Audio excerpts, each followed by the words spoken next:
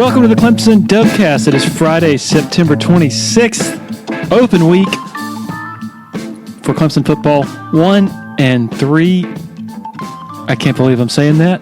Just very, very hard to believe, hard to understand in a lot of ways. But at TigerIllustrated.com, we are just as committed to unearthing all the layers of why this is happening, what has to change to keep it from happening longer. We're just as committed to doing that as we were during the boom times, explaining why that was happening. Maybe they turn it around and a lot of this stuff, a lot of these concerns, issues become minimized. I tend to think not, though. I tend to think we're going to be writing about a lot of this stuff moving forward as the season progresses and then, of course, into the off-season, probably more particularly. But this is easily the best time to ever be a subscriber to TigerIllustrated.com.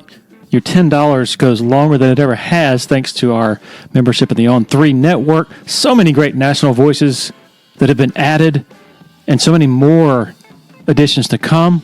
So you need to sign up if you already haven't. So this podcast has been going since August of 2018. More than 770,000 downloads of more than 340 episodes. And my great friends Blake Smith and Brooke Archenhold at Parham Smith Archenhold Law Firm have been a part of it for every single one. They are longtime Clemson people, and they give you the experience and the results you need. Their team can help with personal injury and medical malpractice cases. They currently serve North Carolina and South Carolina with offices in Greenville, Spartanburg, and Charleston. If you or your family has been injured, I want you to help you get the compensation you deserve. Schedule a free consultation by calling 864-301-8767 or by going to parhamlaw.com. That's P-A-R-H-A-M law.com. Celero Commerce, formerly known as Tandem Payment, is a full-service integrated electronic payments provider powered by leading-edge technology. Celero provides a wide array of merchant solutions, simplified payments. They make onboarding, taking payments, maintaining risk management and compliance, and getting support quick and easy. At Celero, they're all about helping you achieve sustainable growth as a business. Taking payments isn't the only thing your business needs. With Celero's solutions, you can manage inventory, sell products and services via social media,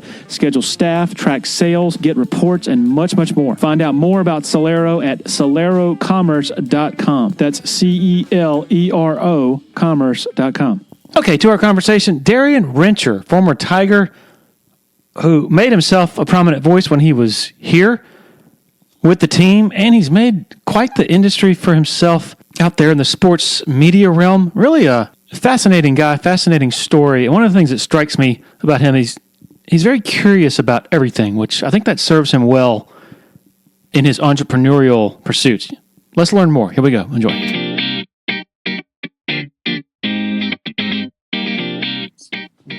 Okay, joined by Darien Rencher, who was, I believe you joined this podcast a couple of years ago. We had a great conversation. Can't remember when it was, but it was pre-babies. It was I was in two houses. I'm 2 houses removed from where I was when I had the interview. I remember exactly where I was, but this is before I had two babies. That was like 2022. Okay. Yeah. Babies plural.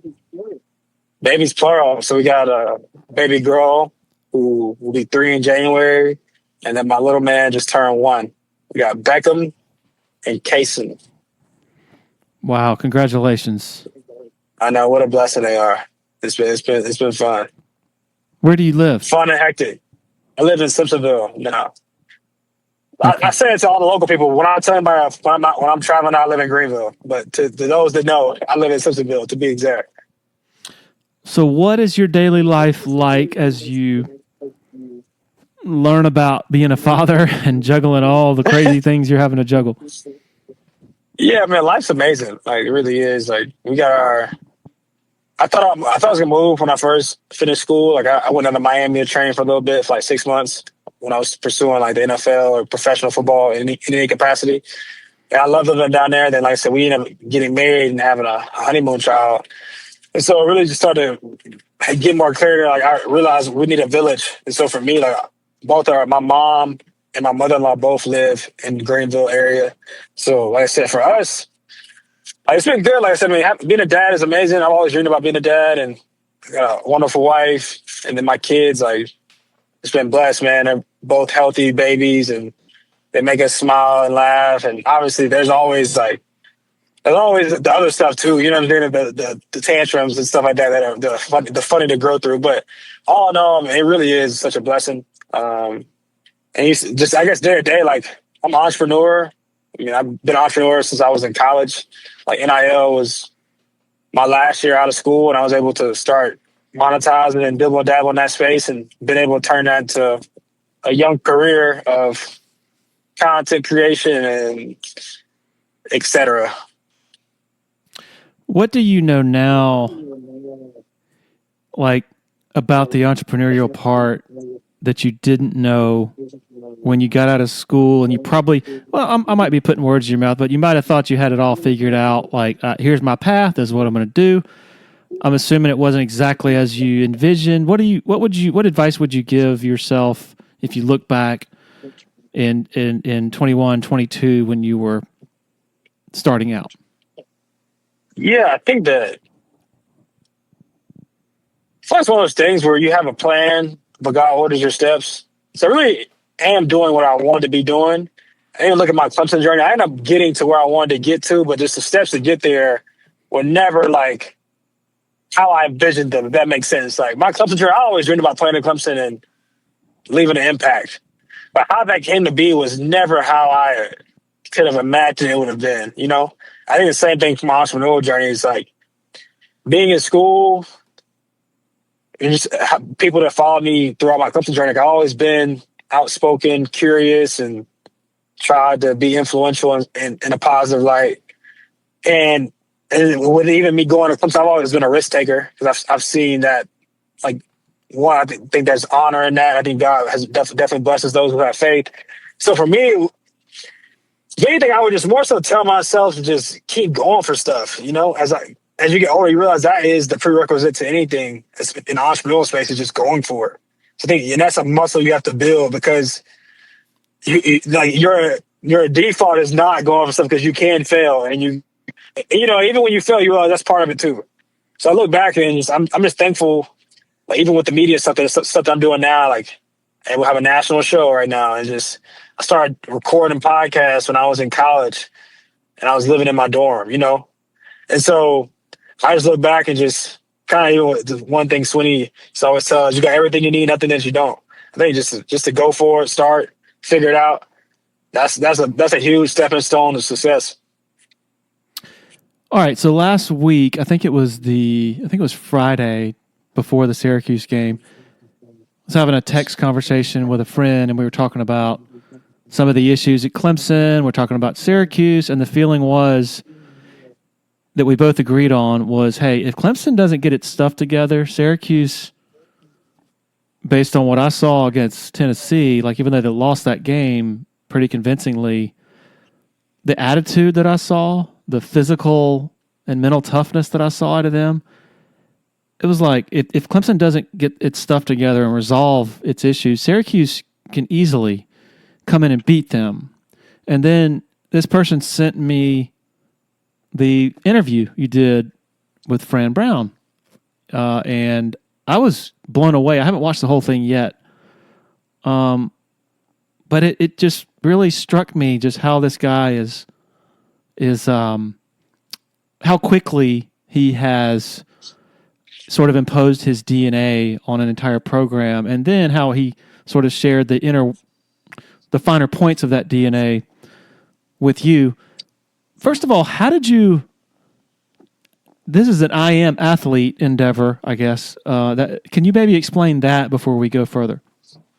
Yes. So once again, just risk taking. So when I left school in 2021 after the Cheez-It Bowl. Shout out to the Cheez-It Bowl, man. What a great way to go out. I went down. I could have trained. Like for me, did I really believe I was going to play in the NFL? I'm a realistic dreamer. You know, like same with Clemson. Like I was like, yeah, I don't know if I'm really going to make it, but I at least want to. Now I don't want to ever look back with regret, and I didn't try. So that was kind of my MO when I left school. Was like, I'm a train. I'm gonna have a great pro day, and if I get to sniff an NFL locker room, man, thank God. And so when I left school or left the Cheez-It Bowl, I went out and trained in Miami at the House of Athlete, which is, if anybody knows, Brandon Marshall I think could be end up being a Hall of Fame receiver. He has a gym down there where they did pre-draft, and I knew about that because Amari Rodgers and Travis Etienne the year before did their pre-draft and pro day training down there, and I went down to visit them and had a great time. So I went down there and trained. I met Brandon throughout that process, and if you guys know the media, like the player media space, like you got the pivot, you got I Am Athlete, you got what Cam Newton is doing with 4th and 1, you got Club Shay Shay with Shannon Sharp. You got a couple of these like football players that have used their platforms and kind of built their own platforms, so that, which has been cool to see from a national perspective. So like that, all to say, that's kind of a context. I know Brandon. And then when I was there, he became a mentor of mine, and we always said we would do something together when it made sense. So we rekindled the Super Bowl. I was doing some other work there. And basically we talked about the college space, because a lot of this stuff has been predominantly professional. And so really, we kind of talked about it, pitched him on the idea. I really believe in the space with NIL, with just social media. I think it'd be a cool project. And he gave me the green light. And so, yeah, like I said, I've been around shooting episodes of all the top players and coaches. Like I said, we launched with LaNorris Sellers down in Columbia. We did Gunnar Stockton. Then, like I said, kind of like I didn't really want to go that way for us, but really just dropped the Fran Brown episode because it just made the most sense in the order we had stuff banked. And so dropped this episode the week before the game. And so and I guess the context of knowing Fran, as you're also asking, is like I got introduced to Fran at the beginning of the year through like a mutual friend. I went up there and did some work at Syracuse, kind of with them for the program. And it was right when, if you remember, when I helped kind of break the news that Fran wanted to do the joint game with Dion. Do you remember that? Okay. No, I do not. I'm sorry. When he did, so they were doing they were going to do the joint spring game. Okay. That was like a whole thing. Yeah, it was like because I know Swinney had brought it up too, but like they wanted to do a joint spring game, basically like not just compete against one another. They want to compete against the team and play in the game. And so I was able to help break that news. And like I said, ever since then, Fran's been a good friend of mine, like really just an older kind of brother. I feel like Swinney's like a father figure. I feel like Fran is like an older brother. He's kind of a little bit younger, but he's been a good friend, man. Like I definitely support him as a person. Love what he's doing up there. And I think it definitely resonates because to me, it's very, even in his post-game comments, him and Swinney got a lot more in common. Yes. As far as just the passion, and I would say what's the word I'm looking for? The confidence to be themselves. They both are very outspoken in their own way. Like different deliveries, but similar principles, if that makes sense.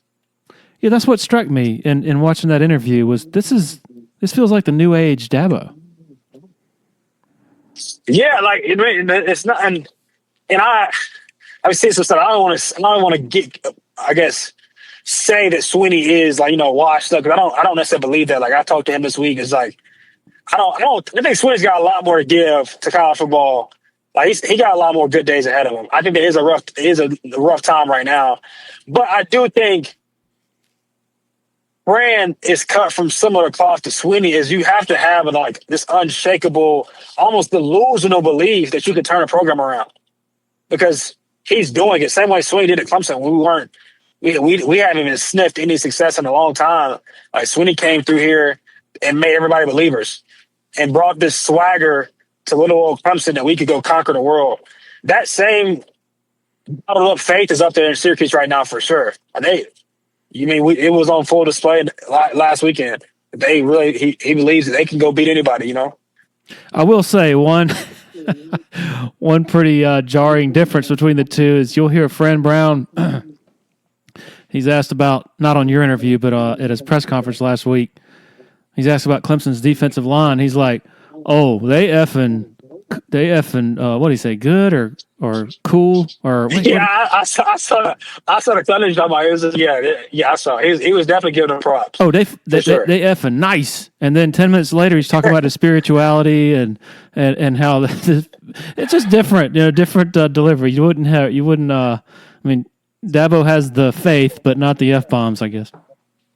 Yeah, no, but the thing is, what I respect is also this authenticity, and I think people listen to this And good, bad, or different. Like I think people be different walks in their spiritual journey, But like when you meet Fran, his faith is definitely super intact.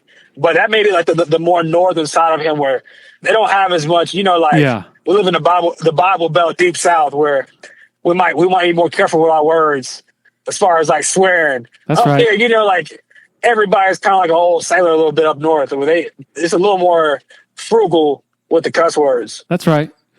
So my biggest, what I'm fascinated by is, I mean, you've interviewed LaNorris Sellers, as you said, Gunnar Stockton, Fran Brown, Ryan Williams of Alabama.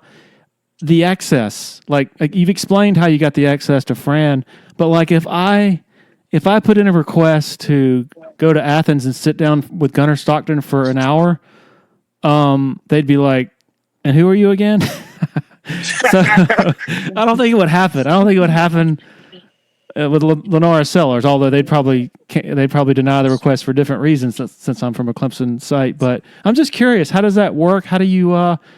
Because that's hard to do, to get access to those type of figures. I think it's been sometimes lifetimes of relationships. So like, I'll tell you. So some of the people who did my marketing in college, a Greenville-based group, and they actually do some stuff for Clemson, ESM. They represent Gunnar. So that was how I got the Gunnar relationship.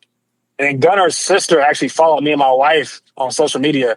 So that was kind of one of the mutual, just connections. But then, like I said, my friends that do his marketing, I just kind of pitched them the idea. I told them who else we were already doing stuff with to kind of gave the credibility. So that was really how Gunnar's situation came through. And then, like I said, even like the Ryan situation, I knew the guy who did creative director. He's a creative director down there, Alabama. He was the one who kind of helped us facilitate that one. But once again, it was just mutual relationships. I'm trying to think. The LaNorris, I knew one of the players down there. Well, I know a lot of players that come to the program, and one of my good friends is the Carry-On Joyner. He used to be the quarterback down there. So he's an agent now. And so he kind of put in a good word for me. And so even with Beamer, I had already knew Beamer just through playing, and me, him, and Swinney have been in a lot of rooms together over the last couple of years, just whether like banquets or award shows. So it was a lot of just cashing in on just relationships I had built. I was trying to ask for too much until I need it, And so just kind of cashing on some relationships, and then I'm always big on. I always want to make it a good look. I don't want to get a favor and then not deliver. And I would say like every episode we've done up to this point has been a good look for the coach or the player. And that's just something I want to definitely, that's definitely a big thing for me as I roll this project out. Is I want to be fun, unprecedented. Like sometimes some stuff that like you wouldn't get like in the natural PR realm, which I think is good. And but I do want it to be like a positive look, and so people can appreciate these guys and these coaches a lot more than they already do. If you watch a LaNorris Sellers press conference or a Gunnar Stockton press conference or a Fran Brown press conference, I haven't seen a Ryan Williams press conference, but I've seen the other three. You're not going to get a whole lot at those press conferences. Yeah, no, you're not. Mainly because the players are coached on what to say, not to say. The message is very managed, and I'm not saying that as a criticism. That's just the way it is. Even Fran Brown, his press conference last week, he didn't really say a whole lot other than the colorful language about Clemson's defensive line. These dudes open up to you guys, and there's tremendous value in that. Is that what you take the most pride in, is showing a side to these figures, these popular figures that people, mainly fans of those teams, don't really see a lot in the typical interviews with them? Correct. I think that definitely is what I take the most pride in. I think that is the opportunity in the space, and it's just because I've been in it, and even like I said, you go back to like me experimenting when I was in school and seeing the podcasts I had in college, like get traction within the Clemson space, because it was just information or delivery there just wasn't there to where it was an appetite for it. And to me now, with social media, like there's not as much red tape. Like if you can get access to a person and you can distribute it through social media, like you are just as plausible to have success with content as any other platform, you know?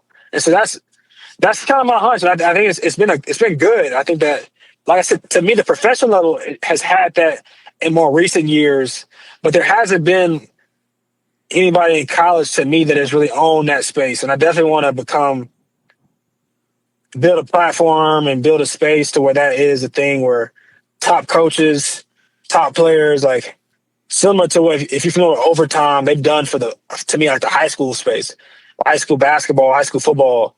They've created a space to where they're helping. It's almost like a fun outlet, you know, like it's just a different style of content that you would normally get from like a regular interview. And so I definitely, like I said, hopefully that's what I take the most pride in, is those guys opening up and just showing their sides. I think that's what the fans appreciate the most. Even with a guy like Fran, who speaks a lot to the media, but just candidly, like, because we were talking before the interview, like how he was talking on the interview. I didn't really expect him to and like, that's really a lot of reasons why it probably took as much traction, is because he was just talking like he was just talking to, you know, we just buddies sit on the porch, you know? And so that to me is definitely something I'm proud of, for sure. Yeah, you have mastered the most elusive part of being like people in my business. It's like, how do you get somebody to open up to you when they're nervous or whatever? I mean, that's the hardest part, is especially when you turn the recorder on, and especially if you have a camera. Like a lot of people lock up once that camera turns on, regardless of it's sports or anything. Yeah, man. Like I said, to me, that to me is the opportunity in this space. And like I said, I don't think I'm the only one on it, but I do think there is a lane to be one of the leaders in it, for sure, of this new media. Like I think that I got a lot of pride, and even as I got older, like for what you guys do, you know, like I think in the more traditional aspect of like what I knew media to be, but there is a lane in which, like, whether players have their own podcast, you're seeing that, or whether there's platforms by former players, or you don't have to be a former player, but it's somebody where it's a little more like non-traditional, you know, where it's a little different. So maybe more like younger generation coded. So that to me, yeah, like I said, that's what I had a vision for, and it's cool to being able to execute it, and then seeing, to me, the appetite for it within college football. So you guys traveled, y'all were on site at each of these 4 interviews. How many people is it? It's you, I'm sorry, I forgot your sidekick's name. Yeah, his name's Samo Hassan. He played quarterback at Southern Cal and played at Vandy. And then we would take like a 1 or 2 person production crew, but it's pretty makeshift. I mean, we got the cameras, we got the mics. I book a quick flight, and I'll pull up and do what we need to do, and we'll be back out, get back home to my family. Like I said, we got enough. We'll have enough content to roll out for the rest of the season, and we got a big one come out tomorrow that I'm excited about. When are you dropping this? This is going out right now? Friday, tomorrow. Yeah, so I got Carson Beck coming out tomorrow. So that's going to be a big one. I know. I know. So excited about that. Did you do these over the summer? Yeah, so it's been a mix. Like really, like some of these were shot. Like some more recent, some were shot like a little like during the summer, like during camp, just candidly. But like it just depends. Like I think my goal for it was, here's my hunch, and this is for me playing sports. Is even like you said, and I don't know if I'm giving away the sauce. I think if people will see the content, they'll still want to watch it. But maybe sometimes with success or failure, the conversation does change when the narrative around a person or a team changes. But for the most part, the guys interviewed, they're having success, and nobody's going to get the inside scoop to them during the season. Yes. Unless you're Marty Smith. Yep. But even then, it's like 5 minutes. You know what I'm saying? Like, because even if it's before on college game, it's like 5 minutes max. It's linear TV. Like they got a slot. They're filling. Like I did mine during 2020. Like it's only for like 5 minutes. There's nobody that's gonna get that person, that prominent figure, to talk in totality about how they feel about certain topics or their journey. And to me, that's what I took a hunch on. Was like, okay, let me just get these interviews, and like maybe I won't get the big plays, but it'll still be, like I said, Fran's takes were very relevant now. Like they really won't change. Same a lot of these players is like it's their backstory, it's how they feel about their life, about the current age of college football. Like, and that's to me the refreshing part, because everybody, everybody's gonna see the big plays, but not everybody's gonna be able to get the inside scoop to these guys. And that's kind of where I took a hunch on. Yeah, it's timeless. Correct. I try to make it evergreen. And like I said, just now I'm just kind of playing it. Maybe it's the same way, like if you look at ACC Network, they're doing the same thing. Like they shot all those interviews at Media Day. They're releasing them every big game. Like I saw Carson's come out. I saw they did K's for the LSU game. They shot all those in July. And they just roll them out.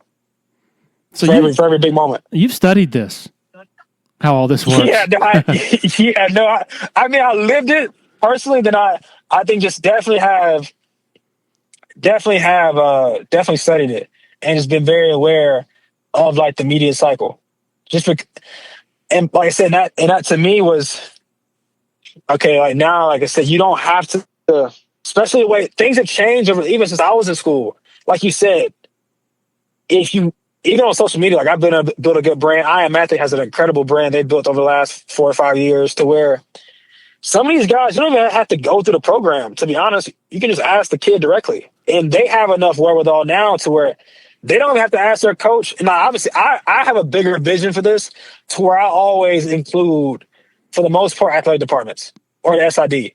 Just because I know how sticky things can get, you know what I'm saying? Just because and I always want to be able to go back beyond that player's career. Like I want to build something where I'm connected at different schools across the country for the next 5 to 10 years or longer than that. So I'm always cognizant of that. But to just get the interview and get the ball rolling, these players have just as much weight now. Like they can just tell, hey, the SID, I'm doing this interview. And the SID is okay, well, cool. Because, the SID, most times when you have to ask the SID, they have to also ask the player. But so they don't like doing that unless you're like CBS. Or, like a cooler network. But anytime they have to ask, like, they kind of makes them feel weird. So I just try to kind of bite the bullet for them and like go straight to the player. Like, hey, you gonna do this interview? Okay, yeah. I was like, all right, well, SID, hey, so-and-so player wants to do this interview. How can we set this up? And like, okay, you already asked him. I was like, yeah, he wants to do it. Okay, cool. It makes their job easier, than just. So that's kind of been the nature of the interviews, and then as you get in momentum with anything, and then I've got a lot of top guys on now, to where when you approach the next school, the next player, you got a proof of concept to where or they probably have seen the content by now on social media to where they want to do it.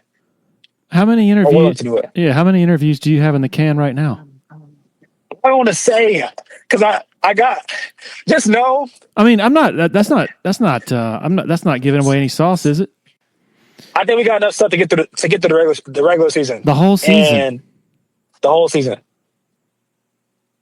And we got some, but I'm just kind of playing a hot hand each week.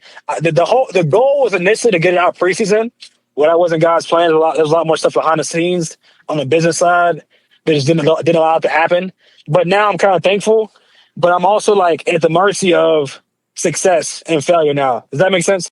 Is the laziest take currently about Clemson that Dabo didn't adapt? Because I saw you tweeted something to that effect a few days ago. I think so. I think that's the easiest thing it's just the easiest thing for people to say right now without really digging into like the details, because that narrative, I don't think that narrative was semi-warranted. Like obviously, I think previous to this year in some aspects, because it just seemed like we were against it, or not against, but not really willing to do the portal, or we weren't paying guys as much as other schools or whatnot. And so maybe that was a warranted, but I really do believe in talking to people in the building, talking to the players and being around. Like, I think Swinney did everything that he was supposed to do to this season to rewrite the narrative, to do what's right for the program, to give everybody a good perception that he was, like doing what he needed to do for the program in today's age. And I was talking to a head coach today. I was telling him, and he agreed. If you were, I don't want to say this. How to tell them this?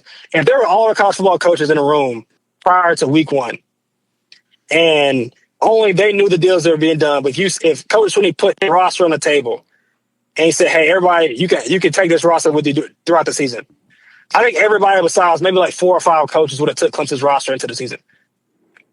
Yes.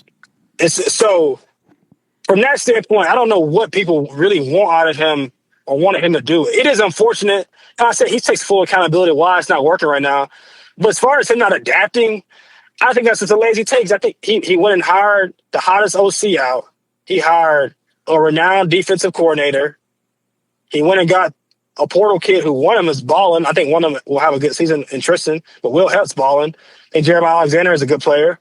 He went and got a kid from Alabama. Got a big-time recruit, got a kid who has a lot of potential, and got one proven guy who's playing maybe the best on the defense right now. And so I think he did what he was supposed to do. And he took care of his roster, and those guys were getting offers from other schools to go. They were getting poached. And Coach Swinney did what we need to do to keep our top guys at Clemson, our receivers, our DBs. Everybody, all the top players, like they had other offers to go other places. Like that's the world we live in now. But Swinney, obviously, and the staff, everybody, they did what they need to do to keep our roster at Clemson, which I think is commendable. And so the only downfall is just the fact that we're just not winning right now, and it's not working right now. But I think Coach Swinney, to me, did everything he could do in the offseason to give us a chance, for sure. It's almost like it would be more comforting in a sense if it were true that his not adapting were the reasons, was the reason behind this, because you could say, well, then you need to do this, then you need to do that. It's obvious what you need to do. What I see, Darien, and tell me if you think this is fair or not. I think the most alarming thing is that it's hard to pinpoint what to do to turn around. Like I see I don't see the mental toughness, the engagement. Maybe that's just what happens when you lose a few games after you entered the season expecting a national title. But I've kind of seen it most of the year. I don't know if some of these guys have checked out. I don't know if the confidence just was shot once they saw the quarterback sort of reverted back to some of his old ways, and it just sort of permeated from there. But as I try to figure out, okay, what does Dabo need to do, sort of big picture, not right now this week necessarily, but big picture to get it back, man, that's a tough answer. It's like more abstract than just, okay, fire this coach and go get the best coach you can get. Does that make sense? Right. Yeah, man, I think that I agree. I think that would even be easier for Swinney to swallow. I think that's why he feels so deeply, because what he said the other day, I think that was one of the most truest things Coach Swinney said, man. I don't know a day where Coach Swinney didn't lead our program with every ounce of his being. And I do think whether he didn't want to revert, I don't think he really needed to. I think this year he had a really self-reflection, looked at his roster, like, where do we have needs? Where do we need to grow? And obviously hindsight's 2020 now, but I mean, going through the season, we all thought Cade would play like he did at Texas. That would be how we play. We thought everybody else would play how they did to end the season off. Well, maybe not the defense, but how they played last year. Like, it's just right now, 4 games in, this is not the reality. I really do believe they're going to turn around. Because somebody asked me that, I think that would be the most disappointing part would be to see a Clemson team like throw in the towel for a season. That's something we have not seen. That would be the most devastating thing. to me, more than 3 losses, more than anything else, is for us to not fight back with everything in us. I mean, my last year, we were 4-3, and we lost to Pitt. Yep. And we fought and clawed for those last 6 wins to get us to 10-3. And I even look at the 2022 team or 2023 team. It was K's second year, and they were like 4-4. And they finished the season 9-4. They fought back to get those 5 wins. You know, like, and it to me, you can tip your hat and charge those seasons. You can just charge it to like this is part of the game. But like you never saw us just totally lay down. You saw us finish. To me, I mean, yeah, I think it's, and like I said, that would be on the players. It's like that would be the most devastating thing for me to see the program in that state where like, man, we put like even Florida State last year, they go 2-10. Like that would be that would be devastating to me to see us lay down. But I don't think that's who we are. Well, I know that's not who we are. But and then again, like, we got to go prove it, you know? Listen up, Clemson Tiger fans. Founders Federal Credit Union has a new office right on campus in the Hendricks Center. We're here to serve you with the financial tools you need and the personalized service you deserve. Not on campus, Founders has an office conveniently located on Old Greenville Highway. Stop by or visit foundersfcu.com to learn more and apply for a membership. Relax, you're with Founders. Federally insured by NCUA, membership qualification required. As president of Harris Home in Anderson, South Carolina, Scott Junkins knows all about foundations and how to cover them beautifully. His client list includes Clemson University, BMW, and Greenville's Floor Field, along with thousands of homes and businesses throughout the area. Harris Home was previously Harris Flooring, but the next logical step was to expand beyond flooring and manage complete interior renovations. Scott has assembled an expert team that completely manages every step of any redesign project, from ideas to finishing touches with both residential and commercial projects. Open the door to more by going to discoverharris.com or by calling 864-225-8631. Let's say they went out and finished 9-3 and no ACC championship, no appearance in the ACC championship, and Dabo does a victory lap saying, "I told you so." Would that be the right take from him if he did? I think that would piss people off because people would be like, I don't think he would do that. I think if anything, like, I don't think Swinney would do that. Really? I think that I think he would be. I mean, the biggest thing in this game, like, it's just respect. Clemson has become a respectable program, and like right now, I don't think people are respecting us. I think people think they can show up. Like anybody thinks they can show up. In Detroit, that they can show up and beat us, you know? And so I think that's what also you want to see us revive throughout the season. It's just when people think at Clemson, they respect us. Because you look at me, I kind of referenced the South Carolina season from last year. Like, everybody respected them. Were they supposed to get in the playoffs? Probably not, but it was a good case, you know? And that's the thing, like they made people even think they were one of the hottest teams in college football. And they finished the season super strong. Like that would be, to me, a good trajectory of where I want this team to go. You're 1-3. Man, just go piss everybody off and go flip the narrative so crazy that people just was like, we're so confused how y'all went 1-3. Y'all just had a great 8 games to finish the season. And let that be the narrative. Finish on that. Go get a good bowl game. Let guys go on with their careers, and we figure out a way to they get back to the drawing board next season and see how we can get back to like that. The ultimate, you know, I think the ultimate expectation of Clemson is the playoffs, to be in that conversation. But that to me would be, I mean, let's just go finish the year strong. What was going through your mind when you saw the clip of Dabo standing there at midfield for the alma mater, and he's clearly as defeated as I think I've ever seen him, and probably you've ever seen him as well? What was going through your mind? My heart really just hurt because I reached out to him. He's a good dude, man. I think some people use that as like a chink to his armor sometimes, but he really is just a good man. And then beyond a good man, I just see him be a leader for this program for as long as I can remember. And obviously I experienced that for 6 years of my time, and see them do a good job and be a pillar within the college football world. And even with as much influences that he has now, he just kept the main thing. He really just wants to do right by Clemson. Like he always says, like if I change the world, it'll be because I changed my little world of Clemson, and people take notice. And that really is like he really does love this place. He loves the players. He loves the coaches. He loves the former players. And I think he just hurt because, I mean, that one. I think all the other ones to me felt like they all hurt. No matter what. Like Swinney's he's the ultimate competitor. Coach Swinney is. Oh my gosh. But I think they all hurt. But that one just felt like deflating because a lot of the goals are definitely out the window. You can't even sugarcoat it. Like you got 2 losses in the ACC. There's no way we make the championship unless some crazy just happens. Or as of now, even the way the schedules are, like Georgia Tech has a good little schedule.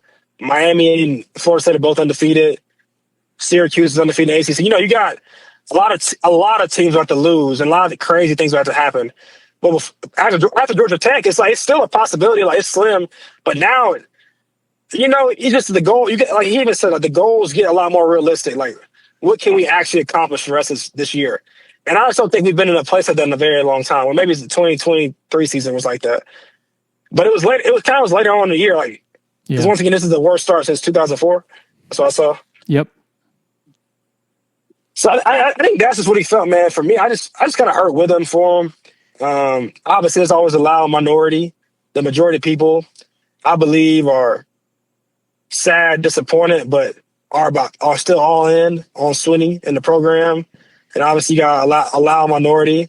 I mean, rightfully so. Like, man, it's big boy football. Swinney's always said that too. Like, this is big boy football, and there, as much praise you get, this game and this level of football and level of entertainment is going to come with a lot of opinions and accountability, public accountability that may be justified or not. But I think that I just hurt for him, and like I said, because he cares, not just about the wins and losses, but just about like the overall product and impact of Clemson football on this community and to me the college football world. He is used to pushing the right buttons, like in 21 when you guys were. What did y'all start at? I know we're 4-3 after Pitt. We were 4. We lost to Pitt. We're 4-3. Yeah, and then y'all didn't lose again in 22. 4-4. Lose, yeah. 20, well, no, that was 23. 23. Well, 22. South Carolina comes and ends the 40-game home winning streak at Death Valley, and so the world's going to end, and then they figure out a way to pull it together for the ACC championship and go in. Yeah, and then 23, there's that Notre Dame week when you're 4-4, and he goes nuclear on the inside, and then they win, and then the stocks, better buy stock in Clemson, all that. Even last year, lose it again to South Carolina at home, but you managed to get into the ACC championship and win that, get to the playoff. What it looks and feels like to me this year is that he has pushed every button that he has. He's done the call out the coordinator and the quarterback, which he has never done, by the way, like publicly until this year. Put those guys on blast. He's done the kindler, gentler thing, I think, at Georgia Tech when he's, clapping and, on the sidelines in between series and trying to get everybody's spirits up. And then he's gone back to the nuclear thing last week where I was told that last week was worse in the building than the Notre Dame week in 23. And it just feels like none of those buttons have really worked. And is it fair to wonder if he's still reaching them at this point? He's definitely reaching them. Okay. Yeah, for sure. No, he's definitely reaching them. I think that, like, that's where, you see a lot of former players speaking up. Some I agree with, some I'm even kill on, but, like, there is a level of accountability for the players as well. Like, I look back on those teams as, like, Coach Swinney's going to be the coach beyond this senior class. You want to me, more than anything, whoever leaves this year, you want those guys to just finish well. And I think they want to finish well. And hearing some of the comments in the media, those guys want it. And to me, even the recent comments I've seen come out of this bye week is those guys care. And they care for Swinney, and those Swinney cares for them. And that's always been a foundational thing that comes to football. And obviously right now the product on the field isn't necessarily reflecting that to the fullest extent. But I don't think Coach Swinney's lost the team at all. Like I said, that once again, that'll be him giving up. Like I think the day he loses the team, the day he gives up. He ain't never gonna give up. So I don't think he's lost the team. I just hope those guys. Obviously, coaches got to do what they can do, but this is a player's game. Like players got to go play, and obviously got to put them in good positions. But the best teams I've been on are player led. I hope the leaders on that team come together and they do it for themselves, for their legacy. Because like I said, I remember being 4-3 sitting in that locker room. We were going to be the first team at the time to break the 10-win streak. I remember us rallying together and just being like, hell nah. Mm-hmm. Whether you're a scout team player or you're Jamie Skowski, you play every snap on defense, like, let's just do every practice every day, man. Like, let's dig in and just take it one day at a time, 1 week at a time. Let's see if we can stack some wins, and let's end this season respectable.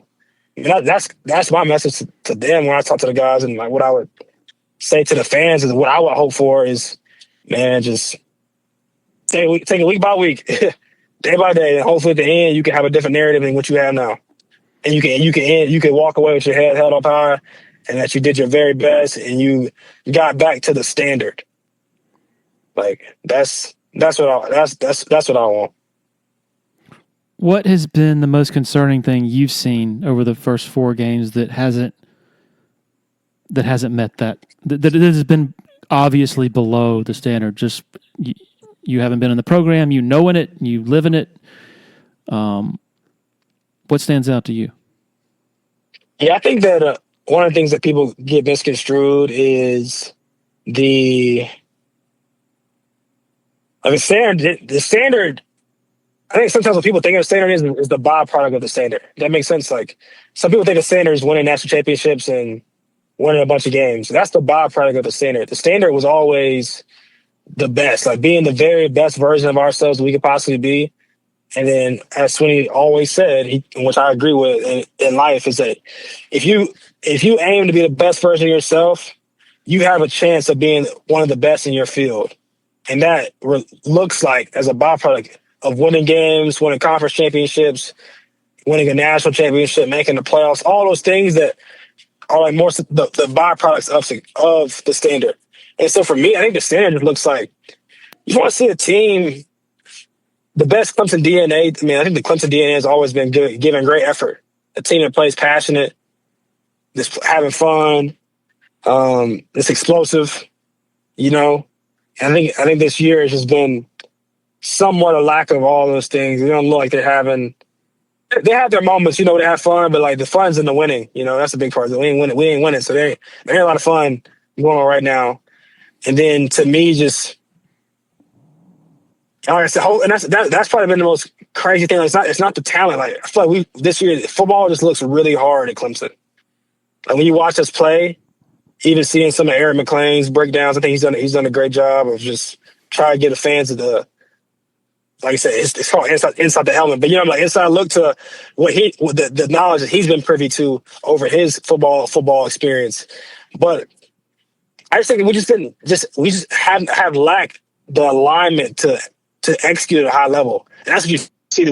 We make football look really hard this year. Like I think that we just the moments that we have something's off, and the moments something's on, something else is off.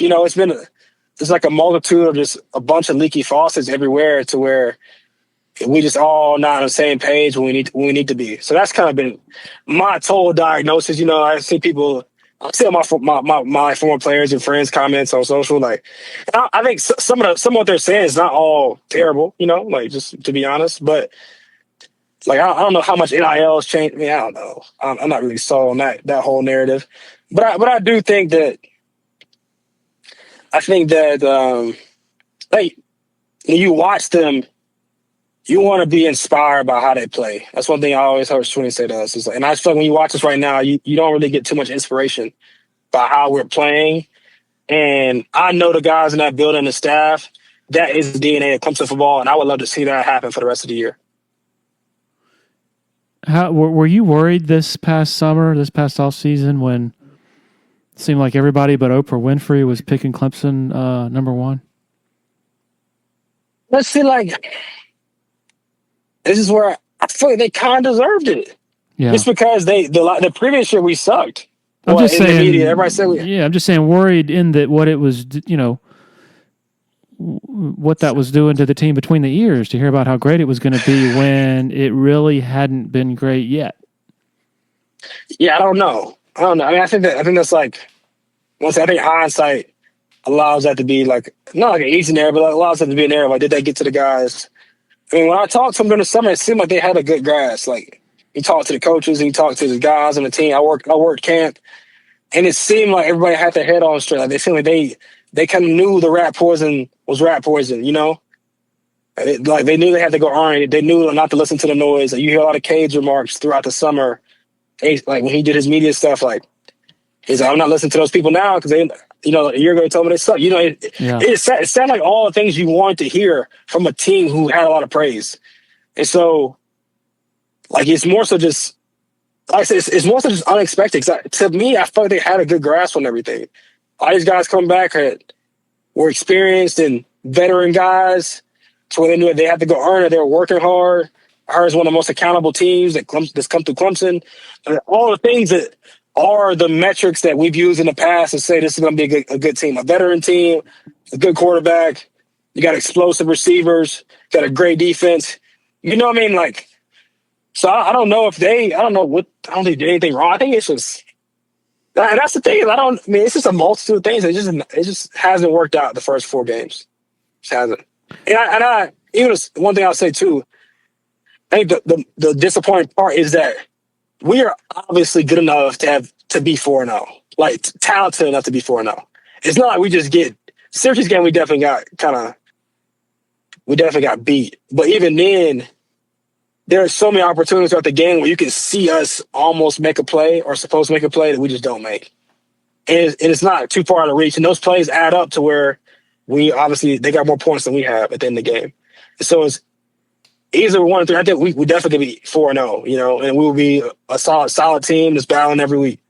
And so that to me is the reality as well. I'm sure that if some national media columnist guy says something about Dabo or whatever that you don't like, it really doesn't bother you that much. But when you see, as you mentioned, some of your former teammates, those are your own, saying things you don't like, what bothers you the most about some of that criticism from some sort of within?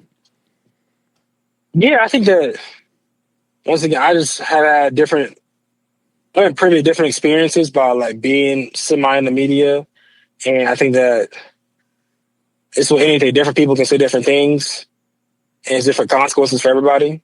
It's got my honest opinion, just like, and I think that ultimately, there's a lot of equity built between our alumni and the program. But all to say, just because I have learned even while being there during some tough times, and like social media, you obviously can say anything without too much accountability. And like I said, some of these guys have earned the right to speak on the program for sure. Like some of these guys are guys who came and built the standard. Like if anybody can speak on, at least have an opinion on it, it should be some of these guys that were there during some of these glory days or to get us to those mountaintop moments. But like you just realize it's also like in life, like it's like, what have you done for me lately? And sometimes like those words during hard times just cut a lot deeper to the people inside the building at the current time. If that makes sense? Yeah. And so that's the thing I've learned from being on social media, and I try to because I may have a similar emotion, but if I do put something out, I try to not sugarcoat it, but just put it in a more palatable way, because when somebody reads certain things, like you can assume the best, but sometimes you just see it for what it is, and you have a defensive reaction to something because like you are the one in the building or you're a family member of somebody on staff or whatnot, you know, and it can feel like dang, the whole world's against us, so why are our own people against us, you know? And I'm on both sides, so I get, like I said, I get why a foreign player would voice their opinion online out of frustration because it is frustrating, you know. Like we watching, we're putting on, like we wear that Paul with confidence around the world in NFL locker rooms and in business offices. You know that Paul means a lot to a lot of people. So for sure, I get why people are passionate about it. You know, at the same time, though, I think that there's some wisdom in like taking a deep breath. You know, and maybe thinking about how this could come off or be perceived to certain people. Hopefully, that is a good way to answer that question. Yeah, probably a good lesson for not just Clemson followers, not just sports followers, but society as a whole. Like not every major controversial event needs to have you having a press conference right afterward on Twitter to say what you think. There could be more to learn. Yeah, then I say but sometimes maybe just take a deep breath and think about how you can say what you want to say in like a. And I say that more so. Some people like I have a couple of favorite follows on Twitter that I would never retweet. They'll get some likes out of me though. To be honest, they'll get some likes out of me because I more so just appreciate the passion behind what they be saying. But I definitely think it's like definitely either far right or far left as far as like either, you know what I'm saying? Like it's just crazy takes. But I do appreciate they're saying out of passion. But it is extremists on either end. And so that's where, like, for me, I think for some of the former guys, it's like, say what you want to say. You know, it's freedom of speech. But also be aware that people that you love and care for are the ones in the building that feel under attack, you know? And so maybe think about a way to be, you know, not to be cookie cutter in how you give a response, but it can, like I said, I think the word is palatable. It can be a little bit more comparison. You know, you can say the same thing, and I think even Swinney is honest in his remarks, you know, but sometimes this is a way to say it.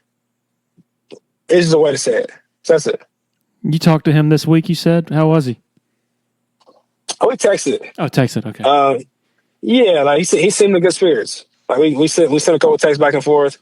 I mean, he kind of just honestly felt like he was preaching to me like I was still on the team. Like he just like nice long message of just. And like I said, I didn't say it to even to just disclose that. Like, but yeah, I texted him first just out of he was on my heart. I think a lot of people that know him or anybody in the program, like, man, it's tough. As wonderful as college football can be, it can be one of the most grimiest places when you know you're not meeting expectations. And I think Clemson, especially, like we've been used to being on the mountaintops, you know. And I think this is one of the darker moments that I can remember of Clemson football, especially under Coach Swinney. So I just felt for him. I sent him a text what I felt like God put in my heart. He sent me a nice text back that he just believes that God's going to use this moment, you know, and ultimately, like, they're going to respond. You know, that was kind of his MO. We're going to respond. And from this moment, we're going to have brighter days and we're going to keep it going. Well, Darien, the Carson Beck interview is out today on YouTube, and definitely looking forward to watching that. Is there anything else you got going on you'd like to promote before we cut this off? Yeah, man, I think just so anybody listening, Clemson fans, like, thank y'all for always supporting me. And I think always have been a big dreamer. So any which way you follow me, or I meet some of y'all, your kids follow me, I just say I appreciate the Clemson family. And I think we have a wonderful program that is going through some tough times. But I believe we are one of the few programs that are built to last. I really do believe we'll have brighter days ahead under Coach Swinney. And I think we'll look back and hopefully have all learned something from this hour of time. So like I said, I just want to say thank you for the people who've always supported me throughout my career and in my second chapter of life. I said, just thank you. And then, as always, go Tigers. And I'm all in forever. So I'm definitely rooting for the guys to just finish strong. That's really what I want to see. All All right, no doubt Darien is all in if Dabo is keeping score of who is and who isn't. Also, no doubt you can really hear the pain in his voice with all the stuff that they're going through right now behind those walls. We'll see. We'll see if it turns around. He thinks it can. Who knows? Appreciate the support of our sponsors for continuing to help make this happen.